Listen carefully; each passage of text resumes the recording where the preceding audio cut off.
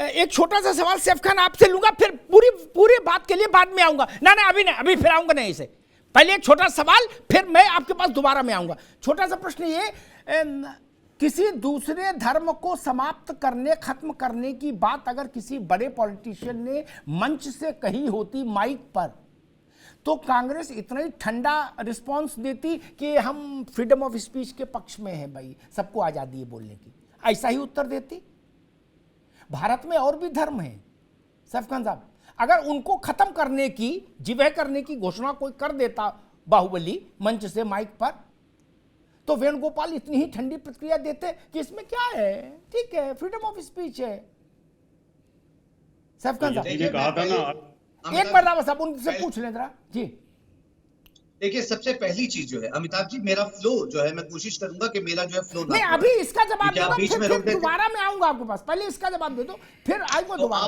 आप मुझे अगर बुला रहे हैं अब बोलने के लिए, तो मुझे मौका जो है पूरा मिलना चाहिए, जैसा आपने सब साथियों को दिया जी अच्छी तरीके से, जो आपने जो है फुल तरीके से। और बाकी किसी में हिम्मत नहीं है, चाहे वो मोदी जी के खिलाफ बोल दे या संजय निषाद के खिलाफ बोल दे, चाहे भले वो 180 मंदिर का तोड़वाने को उत्तर प्रदेश में जो है योगी आदित्यनाथ जी, भले जो है दिल्ली में रामलीला मैदान में से भगवान राम का नाम हटाने के लिए ऑर्डिनेंस लेके आते हैं भारतीय जनता पार्टी, भले रातों रात जो है भगवान हनुमान जी का मंदिर तोड़ दिया जाता है, मगर ये जितने भी ढोंगी हैं बैठे हुए, ये कुछ नहीं बोले ना, इनमें हिम्मत है।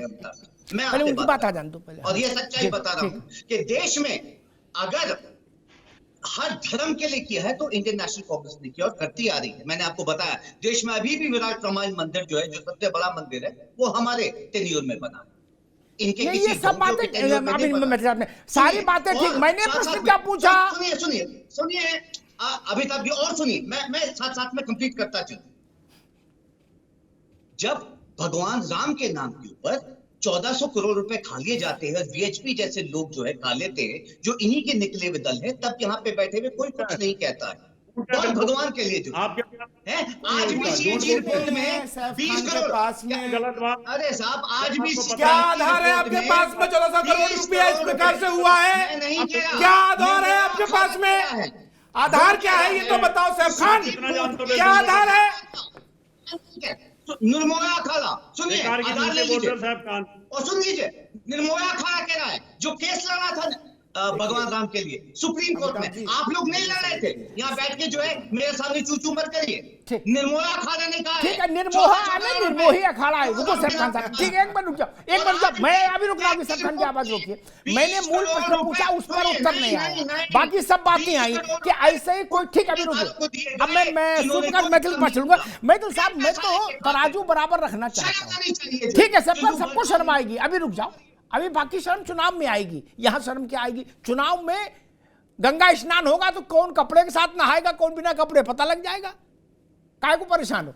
चुनाव तो आ ही रहा भैया, रुको थोड़ा। मैं एक सवाल, बहुत क्लियर सवाल, जो जनता का प्रश्न है, ऐसा ही कोई बालक, यानी बालक मैं उसको कह रहा हूं उम्र से नहीं, बड़े बाप के बेटे जैसे ये है उदयनिधि या प्रियांक खड़गे साहब का बेटा, क्या ये साहस जुटा सकते हैं कि किसी दूसरे धर्म, भारत में दुनिया के लगभग सब धर्म पाए जाते हैं, सबके अनुयायी यहां हैं कम ज्यादा मिला के, कोई बोल सकता है माई का लाल मंच पर, माइक पर, कि हम इसको समाप्त करेंगे, ये कोरोना है?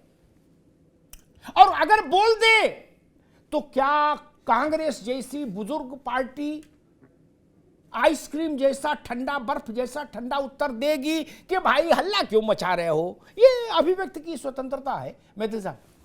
धन्यवाद अमिताभ जी। अभी आपने भारतीय जनता पार्टी की पूर्व प्रवक्ता नुपुर शर्मा जी का उल्लेख किया, और नुपुर शर्मा जी ने जो शब्द वहां बोले थे टीवी डिबेट में, वो इनके आराध्य, ये जो सैफ खान बैठे हैं ना, जिनको ये रोज चरणामृत जिनका लेते हैं, उस जाकिर नाइक के द्वारा कहे गए शब्दों को कोट किया था। सुन लो अरे सैफ खान, सुरेश सुन लो, 3 पीढ़ी पहले तुम सुरेश थे, शांत होकर बात सुनो पहले, मुझे पता है, शांत हो जाओ, 2 बोरी चावल के अंदर कन्वर्ट होने वाले शांत हो जाओ, तलवारों की धारों पे कन्वर्ट होने वाला शांत हो जाओ, शांत होकर सुनो, बौखलाओ मत, सुनने की भी हिम्मत रखो। अब सुनो, तुम कह रहे हो ना कि तुमने क्या किया, तो भैया तुमने क्या किया? तुमने ये किया कि देश के अंदर जब तक कांग्रेस का शासन रहा तब तक तुम लोगों ने हिंदू को दोयम दर्जे का रखा।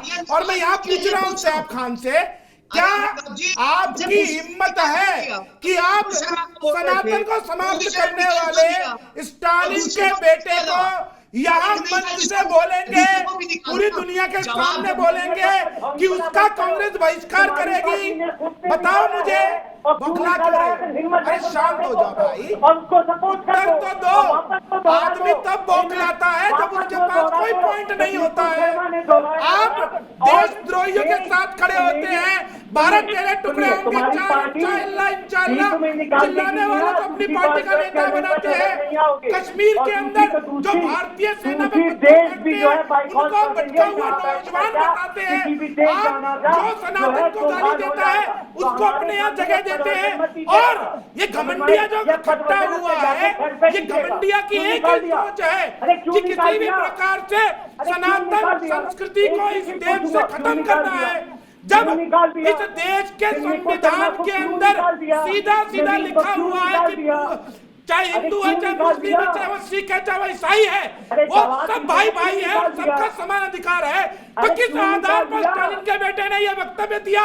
और वहां पर राहुल गांधी की पार्टी मौजूद थी, आपकी पार्टी मौजूद थी, किसी ने वहां पर खड़े होकर इसका विरोध क्यों नहीं किया?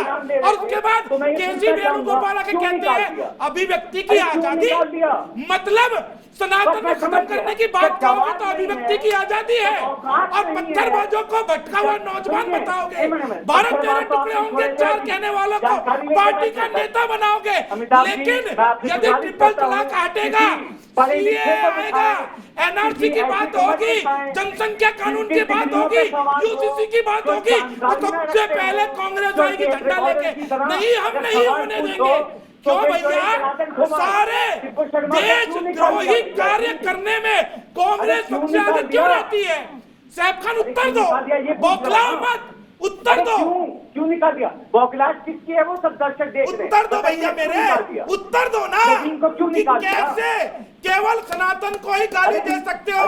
हिम्मत है इस्लाम को बोल के दिखाओ, हिम्मत है ईसाइयत को बोल के दिखाओ, है हिम्मत? है हिम्मत? अगर हिंदू भी खड़ा हो गया ना तलवार लेकर तो जमीन कम पड़ जाएगी तुम लोगों को। ये जो डुगडुगी बजाते हो ना, ये खत्म हो जाएगी सारी नौटंकी यदि हिंदू भी हिंसक हो जाएगा। ठीक साहब रुके साहब आप भी रुके, दोनों रुकिए। रावत साहब, तराजू बराबर रहना चाहिए। हम लोगों को ये तय कर लेना चाहिए कि अभिव्यक्ति की आजादी किसको मानेंगे। नहीं, जी जी, ये तो नहीं हो सकता कि सनातन को गाली दो तो वो आजादी, अभिव्यक्ति की आजादी के खाते में लिख दी जाएगी, और दूसरे धर्म पर कोई टीवी में भी किसी दूसरे का बोला हुआ दोहरा दे तो बोले एक ही सजा, सरतन से जुदा, सरतन से जुदा, सरतन से जुदा। नहीं, तब ये तो नहीं चल सकता। ये तो तय कर लेना राजनीतिक लोग कि भाई कौन सी चीजें अभिव्यक्ति की आजादी मानी जाएंगी। नहीं राव साहब? जी बिल्कुल अमिताभ जी, मैं एक उदाहरण देना चाहता हूं आपको। वसीम रिजवी ने अपनी फ्रीडम ऑफ स्पीच के लिए कुछ बातें रखी कुरान के खिलाफ, और उनको 4 महीने तक जेल में रहना पड़ा। बड़ी मुश्किल से उनको निकाला गया।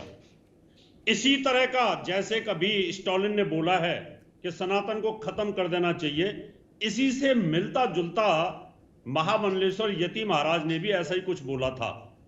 उनको भी अरेस्ट किया गया और उन पर केस चला। अब इसका मतलब जब इस तरह के लोग अगर बोलते हैं तो ये हंगामा खड़ा करते हैं सारी पार्टियां मिलकर के। लेकिन अगर कोई इस प्रकार से अपनी बात रखता है कोई हिंदू मैथोलॉजी का व्यक्ति, तो कोई सपोर्ट में नहीं आता। ये एक बड़ी विडंबना है। इसके लिए मैं कहना चाहता हूं, भारतीय जनता पार्टी को भी कहना चाहता हूं, जब नूपुर केस हुआ था, जब उनको निकाला गया था, तो मुझे याद है अमिताभ जी, मैं आप ही के पैनल में था उस समय, और मैंने चिल्ला चिल्ला के कहा था कि ये गलत कर रहे हो, आप नूपुर शर्मा को मत निकालो और पार्टी में इनको रखो। अगर आप इस तरह से कर रहे हो तो गलत कर रहे हो। यानी कार्यकर्ताओं को बचाने का फर्ज बनता है। मैंने उस समय भी कहा था और आज भी कह रहा हूं, आज भारतीय जनता पार्टी का, हिंदू संगठनों का, विश्व हिंदू परिषद का, आरएसएस का फर्ज बनता है कि अगर कोई व्यक्ति इनके टक्कर में, इनकी बराबर में कोई बोलता है तो उसको बचाइए और ऐसे लोगों पर केस रजिस्टर करिए। जहां भारतीय जनता पार्टी की सरकार है वहां स्टोलन पर केस रजिस्टर करना चाहिए, अरेस्ट करना चाहिए इनको, और जो उनको सपोर्ट कर रहे हैं उन पर भी केस रजिस्टर करना चाहिए। तो जाकर के बराबर आएगा कि आपको आजादी है बराबर दोनों को। ठीक अगर आप बोलोगे तो जेल जाओगे, वसीम रिजवी बोलेगा वो भी जेल जाएगा। ठीक बात आप साहब। साध्वी जी एक बात बताइए, स्टालिन जैसे, अरे ये उदयनिधि स्टालिन जैसे लोगों के खिलाफ क्या कानूनी कार्रवाई होनी चाहिए? क्या इस तरह का सार्वजनिक वक्तव्य आप मन में सोच सकते हैं, लेकिन आप जब माइक पर बोल रहे हैं तो इसका मतलब आप सार्वजनिक बोल रहे हैं, और सार्वजनिक तौर पर इस ढंग का वक्तव्य देना कि भारत की 85% आबादी जिस व्यवस्था को अपनी सांस्कृतिक चेतना का केंद्र मानती है, उसके समापन की घोषणा आप माइक से कर रहे हैं, इनके खिलाफ क्या कार्रवाई होनी चाहिए साध्वी जी?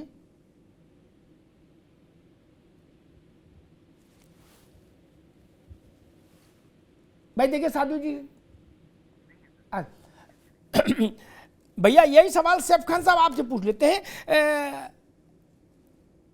इनके स्टालिन के लड़के के खिलाफ क्या कार्रवाई होनी चाहिए आपके हिसाब से, कांग्रेस के हिसाब से? चूंकि ये सीधे सीधे, मतलब 5वीं क्लास का बच्चा भी बता देगा कि ये विद्वेष फैलाने और हिंसा फैलाने वाला बयान है।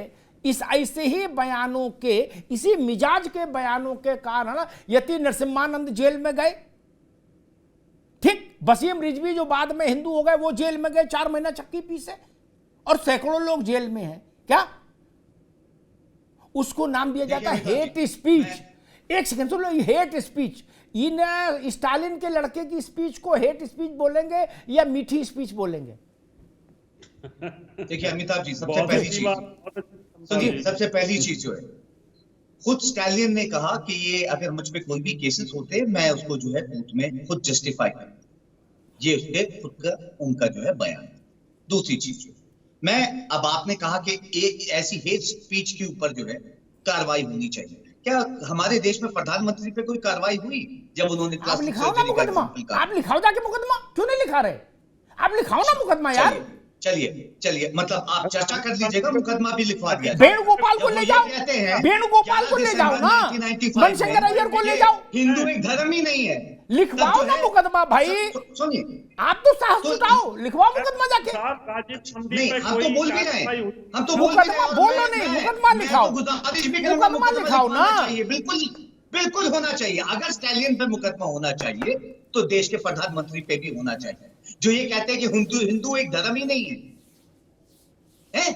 इतना बड़ा वो बयान दे देते हैं, और ये जो बैठे हुए चैनल के ऊपर जो है कुछ ढोंगी है, सिर्फ जो बातें इधर स्टालिन पे करेंगे, संजय निषाद पे क्यों नहीं बोल देते? अरे साहब, अगर इतना बड़ा हिंदू, इतना बड़ा अगर धर्म का अगर मानने वाले होते तो तकलीफ होती।